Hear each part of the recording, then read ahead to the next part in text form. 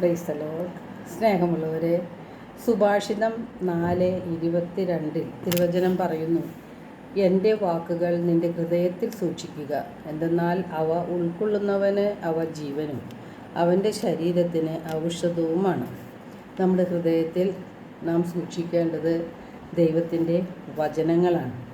നമ്മുടെ ഈ ലോക ജീവിതയാത്രയിൽ ശരീരവും മനസ്സും തളരുന്നതായി തോന്നുമ്പോൾ ഉണർവേകുന്ന, ആശ്വാസം നൽകുന്ന, സമാധാനം തരുന്ന, ശക്തി പകരുന്ന ദൈവത്തിൻ്റെ വചനങ്ങളാണ് നാം നമ്മുടെ ഹൃദയത്തിൽ സൂക്ഷിക്കേണ്ടത്.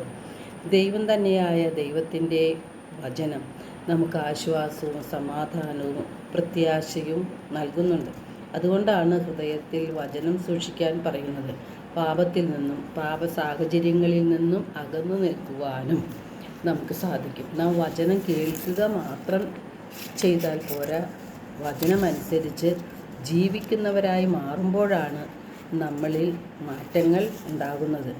യേശു പറഞ്ഞിട്ടുണ്ട്, മനുഷ്യൻ ജീവിക്കുന്നത് അപ്പം കൊണ്ട് മാത്രമല്ല, ദൈവത്തിൻ്റെ നാവിൽ നിന്ന് പുറപ്പെടുന്ന ഓരോ വാക്കുകൊണ്ടുമാണ് എന്ന്.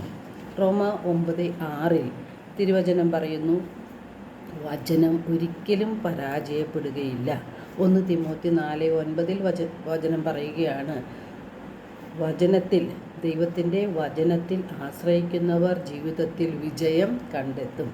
വചനം വിശ്വാസയോഗ്യവും തികച്ചും സ്വീകാര്യവുമാണ്.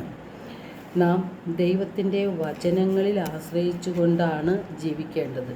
അല്ലെങ്കിൽ നമുക്ക് തെറ്റുകൾ പറ്റും. എന്തുകൊണ്ടാണ് നമുക്ക് പ്രലോഭനങ്ങൾ നാം വീണു പോകുന്നത്, അല്ലെങ്കിൽ തെറ്റുകൾ നമുക്ക് പറ്റുന്നത് എന്തുകൊണ്ടാണ്? മത്തായിയുടെ സുവിശേഷം 22:29 യേശു പറയുന്നുണ്ട്, വിശുദ്ധ ലിഖിതങ്ങളോ ദൈവത്തിൻ്റെ ശക്തിയോ അറിയാത്തത് കൊണ്ടല്ലേ നിങ്ങൾക്ക് തെറ്റുകൾ പറ്റുന്നത് എന്ന്. അപ്പോൾ നമ്മൾക്ക് തെറ്റുകൾ പറ്റാതെ വിശുദ്ധിയിൽ ജീവിക്കാൻ ദൈവത്തിൻ്റെ വചനം നമ്മെ സഹായിക്കും.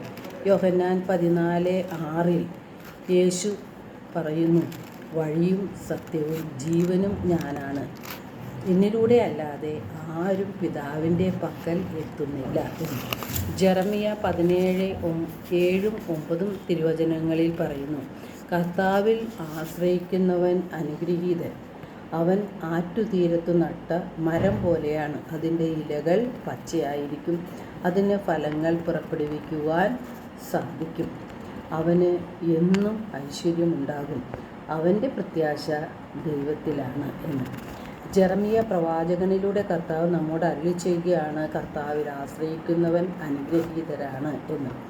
അവനെ ഉപമിച്ചിരിക്കുന്നത് ആറ്റുതീരത്ത് നട്ട വൃക്ഷത്തോടാണ്. അതിൻ്റെ ഇലകൾ എപ്പോഴും പച്ചയായിരിക്കും, അതിന് ഫലങ്ങൾ പുറപ്പെടുവിക്കുവാൻ കഴിയും.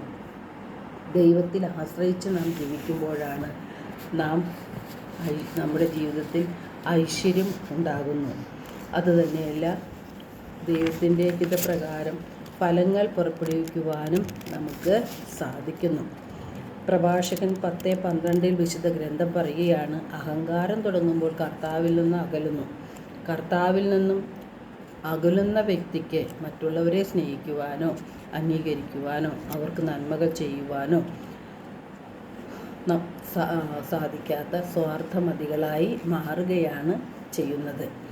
നമ്മുടെ ഹൃദയത്തിൽ നാം വചനം സൂക്ഷിച്ചുകൊണ്ട് പാപത്തിൽ നിന്ന് അകന്ന് ജീവിക്കുമ്പോഴാണ് നാം നമ്മുടെ ലക്ഷ്യസ്ഥാനത്ത് എത്തുന്നത്. വഴിയും സത്യവും ജീവനും ഞാനാണെന്ന് പറഞ്ഞ യേശുവിലൂടെയാണ് പിതാവിൻ്റെ പക്കൽ നമുക്ക് എത്തിച്ചേരാൻ സാധിക്കുന്നത്. യേശുവിൻ്റെ വഴിയിലൂടെ നമുക്ക് മുന്നോട്ട് പോകാം. ദൈവം നമ്മെ ഓരോരുത്തരെയും സമൃദ്ധമായി അനുഗ്രഹിക്കട്ടെ.